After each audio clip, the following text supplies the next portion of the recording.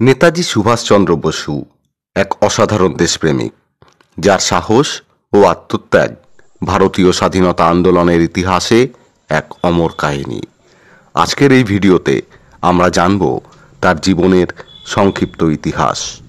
1897 সালের 23শে জানুয়ারি উড়িষ্যার কটক শহরে জন্মগ্রহণ করেন সুভাষচন্দ্র বসু।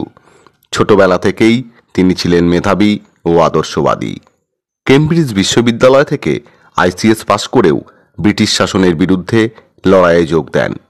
জাতীয় কংগ্রেসের দুবার জাতীয় সভাপতির ভূমিকা পালন করলেও পরবর্তীতে তিনি ফরওয়ার্ড ব্লক গঠন করেন।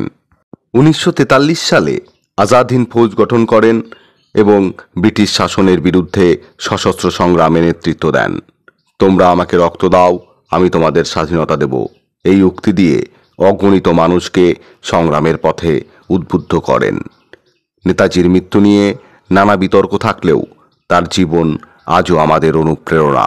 তার সাহস, ত্যাগ ও স্বাধীনতার স্বপ্ন আমাদের মনে চিরকাল অমর হয়ে থাকবে।